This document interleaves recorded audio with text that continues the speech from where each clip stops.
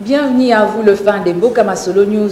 Vous qui désirez être informé sur votre chaîne, il a toujours désiré redorer l'espoir aux autres. Dr Bertin Itoko, coordonnateur de la fondation qui porte son nom, a une vision aussi grande pour un changement intégral de la RDC. Comme vous le dites, c'est très bien, mais au regard de la situation, l'analyse situationnelle de notre pays, de la façon dont le pays est géré, et vu ma position sur le plan scientifique, parce qu'il faut rappeler, j'ai un master de la santé publique, je me dis qu'il se pose un problème sérieux dans ce pays en termes de suivi et évaluation. Dans ce pays, les gens se croient, surtout au niveau de l'Assemblée nationale provinciale, de voter des lois, c'est la fin du monde. Or, nous avons l'étape cruciale, c'est la mise en œuvre, le niveau d'exécution et l'évaluation des différents projets. Je donne un exemple. Si la francophonie a réussi dans ces pays, c'est parce que le chef d'État fait le suivi en temps réel. Il organisait des réunions, il remplaçait les dirigeants et il a fait plus de 95%. Mais si nous prenons notre angle, il a fait l'évaluation sur le plan de la justice. Il a dit, le seul secteur où j'ai échoué, c'est la justice. Et qu'est-ce qu'il a fait après avoir évalué? Il fallait des actions correctrices sévères, notamment, par exemple, le remplacement des ministres de la justice. Il n'a pas pu le faire. Vous allez voir jusqu'à la fin de ce mandat, ce sera toujours un échec. Parce que quand on fait l'évaluation, on met en place des actions correctrices. Voilà la nouvelle touche que moi je vais amener en politique. Faire le suivi des différentes lois, suivi des activités. Quand le Premier ministre vient au niveau de l'Assemblée nationale, il met en place un projet. On doit suivre, il a des dates, le chronogramme de toutes les activités. On doit suivre la mise en œuvre de toutes ces activités et voir des responsabilités, avoir des évidences et interpeller chaque ministre par rapport aux activités qui étaient prévues. Donc ça, c'est la touche que je vais amener au niveau de la politique et je suis déterminé à mettre ça en œuvre. Vous savez qu'au niveau de l'Assemblée nationale, il n'y a même pas une commission parlementaire de suivi-évaluation. Or, cette commission est très importante, c'est la meilleure des commissions qui est au-dessus de toutes les autres commissions pour suivre toutes les activités au niveau de l'Assemblée nationale, même au niveau du gouvernement. Donc c'est ça la touche que moi je vais amener qui est principale. En dehors de ça, j'ai l'axe au niveau de la santé, sur l'utilisation de méthodes contraceptives par exemple. Vous voyez notre pays, si le budget de 16 milliards que le chef de l'État nous a amené, qu'on n'a jamais atteint dans notre pays, félicitations à lui. Mais néanmoins, il n'y a aucun impact sur le plan social. Pourquoi? Parce qu'il a une croissance démographique intense. Nous sommes à 3,1% de la croissance démographique. Donc, du coup, cette augmentation du budget n'a aucun impact sur le plan social. Qu'est-ce que moi je vais faire devenir député? C'est de promouvoir l'utilisation de méthodes contraceptives. Parce que nous savons qu'en économie, la croissance économique est mesurée par habitant, qui est en relation avec la croissance démographique, qui est en fait influencée par la planification familiale. Donc, la gestion de la population, de la croissance démographique, permettra à celle-ci de bénéficier des actions du chef de l'État, notamment avec cette augmentation de la croissance du budget de l'État. Nous savons que la planification familiale diminue le taux de mortalité maternelle de 30 à 40%. Nous savons que la planification familiale a un impact même au niveau de l'environnement. Si la pression de l'environnement, parce que vous allez voir avec la pluie ici, on aura beaucoup de dégâts ici. Parce que la croissance démographique augmente le nombre de déchets, l'utilisation de l'environnement et l'assainissement, l'environnement est pollué. La croissance et la planification familiale a un impact au niveau de l'affaire sociale, si la diminution du nombre de colonnes. Quand vous avez les enfants voulus, vous n'allez pas permettre à ceux qui puissent traîner s'il arrive.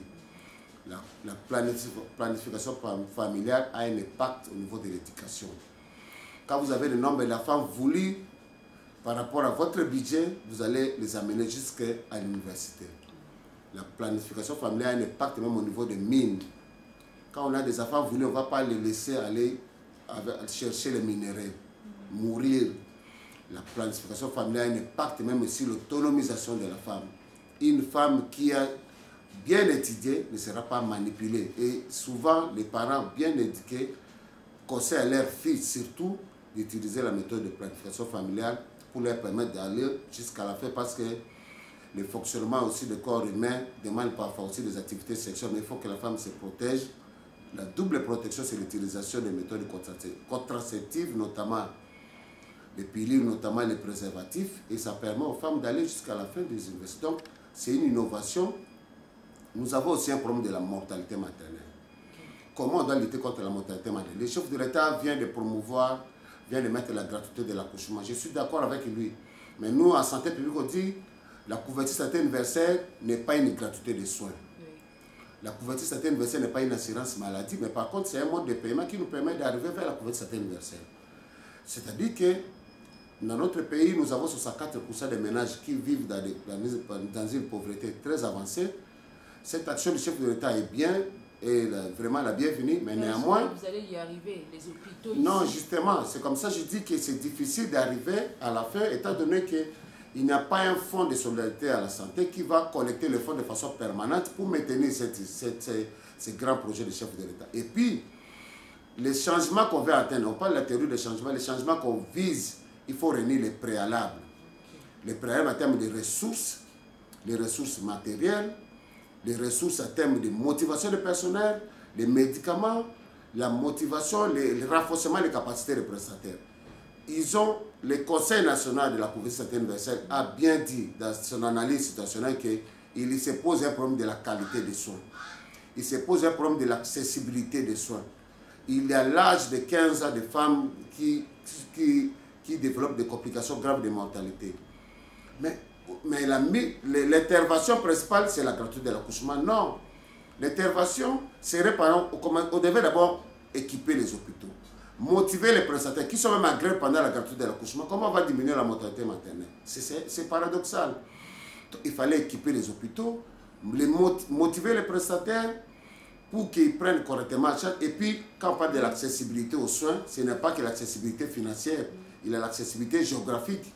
Vous allez au niveau de Olomami, j'ai parcouru plus de 100 km sur la moto, il n'a pas l'accessibilité. Comment une femme chez qui on a indiqué une césarienne va se déplacer avec sa moto, sur la moto pour aller subir la césarienne à 100 km pour trouver un centre de santé? Elle va mourir au cours de la route. Donc, l'accessibilité n'est pas que financière, l'accessibilité géographique, c'est l'état de route de notre pays.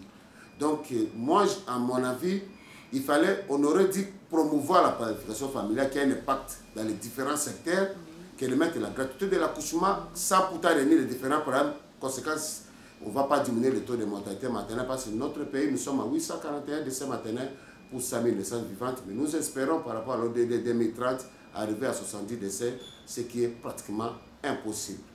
Alors, vous avez... Bien avant le docteur Bartin, Itoko a posé des actes caritatifs dans le district de Lukunga, où la population a bénéficié de soins médicaux gratuits et de la réhabilitation de la route Kassai dans la commune de Barumbu. En fait, au regard de l'analyse situationnelle, il y a beaucoup de problèmes dans la population de Lukunga. En général, dans certains de moi et celle en particulier de Barumbu, notamment sur le plan sécuritaire. J'ai un grand projet sur le plan sécuritaire, parce que je n'ai pas pu aborder ça. Sur le plan sécuritaire, la population doit savoir que je vais suivre le décaissement de fonds alloués au FARDC, la police, service de sécurité, jusqu'au niveau opérationnel. Je dois suivre les acquisitions de matériel rural, des téléphones, des moyens de communication. Je dois suivre un policier militaire qui a subi un accident, c'est-à-dire qu'après avoir participé à la guerre, il a été amputé de son bras. Un service de sécurité sociale doit être mis en marche pour les prendre en charge correctement que de les laisser aller commander par-ci par-là au niveau des terrasses. Ça, c'est sur le plan sécuritaire. La population de Lukunga doit savoir que je dois promouvoir la formation professionnelle continue et l'entrepreneuriat pour s'occuper de nos jeunes gens qui n'ont pas pu faire une université et envisager l'entrepreneuriat. Comme ça, quand ils sont occupés, ils ne vont plus consulter la sécurité vis-à-vis de la population. Je vais suivre les activités de la SNEL parce qu'elle constitue aussi la sécurité. La SNEL n'est pas là seulement pour faire les recouvrements forcés, mais elle est aussi obligée de remplacer les câbles endommagés. Tout ça, c'est plus le plan sécuritaire. Et sur le plan de la protection de l'environnement, on doit sensibiliser les gouvernements à tous les niveaux, au niveau national, au niveau provincial, au niveau des bourgmestres, des chefs de l'île, des chefs de ménage. Nous savons qu'en Europe, pour l'environnement, l'assainissement. Il y a toujours dans une maison, il y a toujours une petite chambre qu'on laisse en bas pour que chaque occupant vienne déposer les déchets. Il y a un service organisé qui vient ramasser, les paiements se fait par mois. Donc, il y a autant de projets que nous allons mettre en œuvre, mais nous avons déjà commencé sur le plan sanitaire avec ma structure pour permettre à la population d'accéder aux soins à moindre coût et de qualité, comme dit la couverture santé universelle, pour faire face pour protéger celles-ci contre les risques financiers. J'ai instauré dans ma structure la cotisation mensuelle de 5 000 francs congolais pour bénéficier de tous les soins. Parce que la couverture santé universelle ne peut pas être sectorielle seulement avec la gratuité de l'accouchement, mais doit être globale parce qu'on peut mourir aussi de l'appendicite, de l'occlusion intestinale, des fièvres typhoïdes. Donc chez moi, la couverture santé universelle est globale avec un moindre coût de 5 000 francs de cotisation de façon contribuée régulièrement pour bénéficier de tous les soins. Voilà un peu de façon ramasser ce que moi je compte faire et ce que j'ai déjà commencé à faire pour cette population. Si vous voyez même la route ici de Kassa est coupée plus de 3 ans, c'est moi qui ai financé les travaux. J'ai donné des bancs, de plus de 60 bancs dans les différentes écoles pour accompagner. J'ai des forages d'eau par-ci par-là, les dotations de câbles. Donc il y a autant d'activités que je suis en train de mener pour le bien-être de cette population de Lukunga. La RDC a besoin de personnes dignes et dévouées pour la patrie.